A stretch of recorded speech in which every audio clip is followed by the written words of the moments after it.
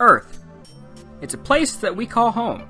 A place that most people don't understand. This planet isn't just our home. There's wildlife that thrives out there. Species we've never seen, animals that look and survive in climates that no one could possibly imagine. There's one man who single-handedly brought forth a generation of animal environmental groups. Steve Irwin, one of the 3 happiest childhood heroes right beside Mr. Rogers and Bob Ross, cherished by many and taken from us too soon. In 2006, our beloved crocodile hunter Steve Irwin was stabbed by a stingray and killed.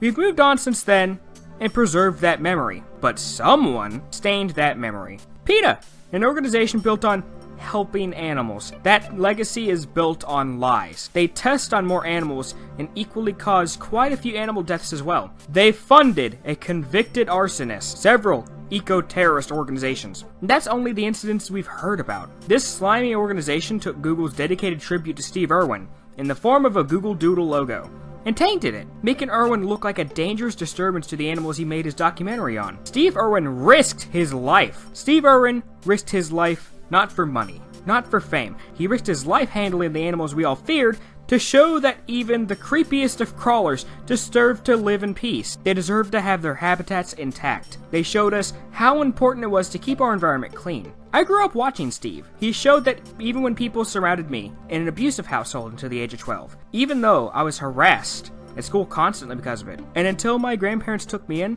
I was constantly surrounded by the awful side to humanity. But I don't want you to pity me, instead acknowledge this. Steve Irwin taught me one of the most important life lessons I will ever learn. I learned something that no one else could ever get through to me.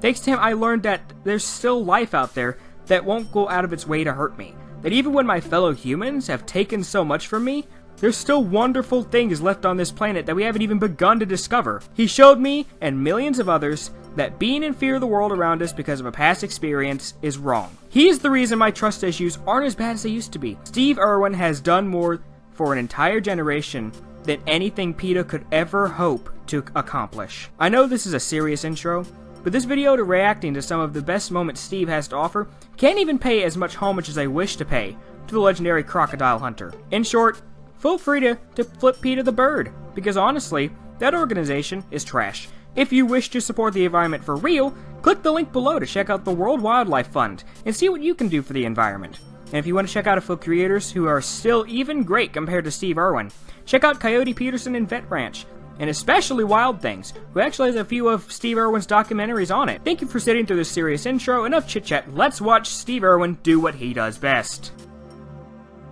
Good as a fast car, a flash house and a gold-plated dunny to me. Absolutely no good at all. I've been put on this planet to protect wildlife and wilderness areas, which in essence is going to help humanity. I want to have the purest oceans. I want to be able to drink water straight out of that creek. I want to stop the ozone layer. I want to save the world. And you know, money's great. I can't get enough money. And you know what I'm going to do with it? I'm going to buy wilderness areas with it. Every single cent I get goes straight into conservation. And guess what, Charles? I don't give a rip whose money it is, mate. I'll use it and I'll spend it on buying land. The winner takes all. It's the thrill of one more kill. The last one to fall will never say